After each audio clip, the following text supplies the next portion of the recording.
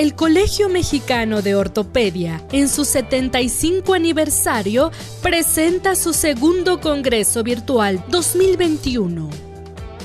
La doctora Beatriz Montes de Oca Sánchez es médica cirujana y partera por la Escuela Superior de Medicina del IPN y especialista en medicina de rehabilitación por la UNAM y el Instituto Nacional de Rehabilitación Luis Guillermo Ibarra.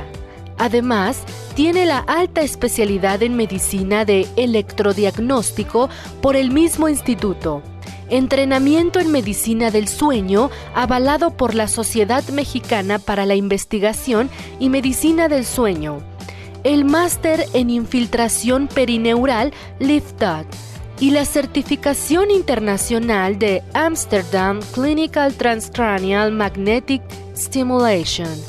Actualmente ejerce su práctica privada en Neurospine y Pain Clinic, Los Cabos, Baja California Sur, México, y se desempeña como profesora adjunta en diplomados y certificaciones de ecografía neuromusculoesquelética para médicos especialistas en Guadalajara, Jalisco, México. La doctora Montes de Oca nos hablará sobre utilidad de estudios de electrodiagnóstico guiado por ultrasonido en síndrome de hombro doloroso persistente. Muchas gracias. Soy la doctora Montes de Oca de Rehabilitación y vamos a platicar el día de hoy respecto a la utilidad de los estudios de electrodiagnóstico en la detección de patología del nervio periférico como generador potencial de un síndrome de hombro doloroso persistente, y a su vez cómo es que la ecografía nos facilita la parte operativa y nos da certeza y seguridad cuando hacemos este tipo de estudios. Obviamente, como es sabido, cuando nosotros tenemos a un paciente con una lesión de hombro, pues tenemos que buscar las estructuras que son generadoras de este dolor, ya sea articulares o extraarticulares, así como las disfunciones miofaciales que nos pudieran perpetuar o condicionar a las lesiones primarias estructurales. Sin embargo, no necesariamente nosotros de forma rutinaria volteamos a ver al nervio como un actor potencial generador de dolor, ya sea de una forma primaria o de una forma secundaria, parcial o total, en la severidad, en la aparición o en la perpetuidad de la sintomatología que el paciente aqueja. Y obviamente para quienes nos dedicamos al electrodiagnóstico, pues hablar de nervio implica el abordaje o el camino para que nosotros podamos detectar estas anormalidades neurales periféricas. Ahora bien, ¿qué nervios son los que nosotros tendríamos que estar analizando en este tipo de pacientes? En primera instancia, como una primera aproximación, les puedo decir que son 4 nervios: supraescapular, pectoral lateral, subescapular y axilar, en sus porciones posteriores, anteriores y posteriores respectivamente. Como bien lo señala este artículo, que si bien no es necesariamente reciente, la verdad es que nos ubica perfectamente en las inervaciones sensitivas de cada una de las estructuras articulares del complejo articular.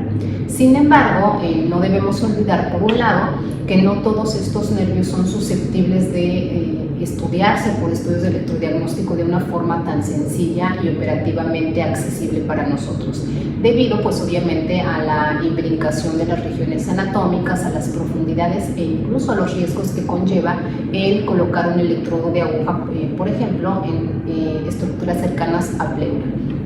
Esto por un lado. Y por otro, es importante también considerar y recordar a los síndromes de atrapamiento de estos nervios y de algunos otros, como veremos brevemente más adelante, como generadores potenciales, una vez que se encuentran con daños que van a involucrar, por un lado, a fibras sensitivas y con un patrón de distribución característico, algunas veces imbricado entre uno y otro, pero finalmente que es una queja frecuente que el paciente llega con este tipo de dolor referido en el área. Y obviamente una vez que ya las fibras motoras se encuentran afectadas, pues también el compromiso motor, que genera a su vez una disfunción secundaria. Y de cada uno de ellos, pues como podemos apreciar en estas imágenes, tanto el supraescapular como el axilar ya tienen una representación, es decir, ecográfica, es decir, ya podemos estudiarlos de una manera accesible. No olvidar al espinal accesorio, al torácico largo, así como al escapular dorsal, como potenciales generadores una vez que sufren algún síndrome de atrapamiento en los diferentes segmentos del recorrido entre las disposiciones anatómicas miofaciales. Y en el caso, por ejemplo, del escapular dorsal, aquí como podemos ver, pues son territorios no necesariamente cutáneos, pero sí de dolor referido en estas zonas, por ejemplo, escapular, cervical e incluso braquial, en las que el paciente, dependiendo en dónde se encuentra el sitio de atrapamiento, pues va a referir esta sensación de dolor. Y por supuesto, pues su traducción motora o su disfunción motora, que va a participar en una disfunción del balance del ritmo escapulohumeral. Si volteamos a ver en los principales sitios de atrapamiento, pues eso obviamente también nos dará la pauta para saber qué nervios y a qué nivel nosotros los podríamos estudiar. Ahora bien, ¿para qué más utilizar o por qué? ¿Cuál sería la justificación que nosotros utilizáramos en los estudios de ultrasonido cuando ya tenemos pues aparentemente todas las respuestas o un gran porcentaje de respuestas con la pura neurofisiología? Y esto es, ya tenemos nosotros un bagaje, ya tenemos algunos libros de consulta y papers en las que nos pueden favorecer o más bien presentar las correlaciones que tienen ambas herramientas diagnósticas. De tal manera que en términos generales podremos nosotros acceder a través de la guía ecográfica durante el estudio de electrodiagnóstico a nervios que de otra manera serían de difícil acceso, tanto para la neuroconducción, es decir, cuando nosotros estimulamos perineuralmente, por ejemplo con electrodo de aguja o incluso con el estimulador transcutáneo, o cuando queremos introducir una aguja en un músculo que no sería de otra manera tan sencillo o que implicaría ciertos riesgos. Por supuesto, podemos tener certezas de que estamos colocando la aguja en el sitio, en el músculo preciso que nosotros necesitamos, porque obviamente de eso dependerá el diagnóstico topográfico y pues el nervio que nosotros detectemos que está denervando en el músculo en cuestión. Podemos considerar asimismo variantes anatómicas tanto de nervios como de músculos y de estructuras neurales o paraneurales que de otra manera pues no tendríamos esta posibilidad. Hay un término que se llama ecotextura, tanto de los músculos como de los nervios y de las diferentes estructuras musculoesqueléticas, pero en este caso pues son nuestros actores principales. Nosotros podemos conocer esa ecotextura cuando es anormal, cuando el músculo estuviera hipotrófico e incluso predecir los alcances de lo que nosotros esperaríamos cuando empecemos a rastrear electrofisiológicamente. Nos servirá, por supuesto, como sabemos, la clínica es mandatoria para que nosotros acerquemos nuestro protocolo de estudio personalizado al paciente. No a todos les deberíamos de hacer lo mismo y tenemos que tener énfasis cuando nosotros detectemos alguna disfunción motora y, por supuesto, algún territorio de distribución sensitiva manifestada con dolor y obviamente elegir el tipo de nervio, por supuesto. Esto nos puede ir correlacionando si hacemos primero una exploración global ecográficamente.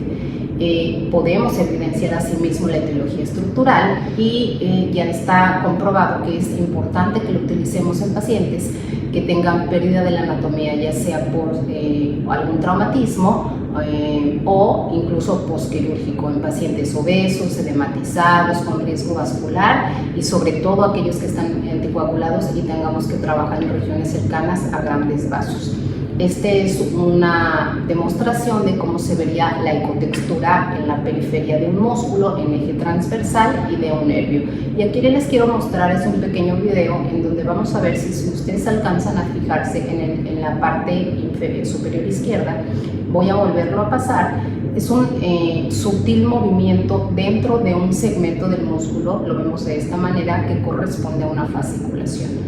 Es decir, ya podemos detectar fasciculaciones de fibrilaciones, por ejemplo, entre otras, como parte incluso ya visual de estos estudios y que nos va a permitir una correlación importante. Este es un video en donde vemos cómo está introduciéndose durante el estudio de electromiografía propiamente dicho en el músculo en el que nosotros queremos situarnos de una forma precisa, sin quedarnos por arriba en un músculo que no es de nuestro interés en ese momento y sin pasarnos a una estructura, por ejemplo, la pleural.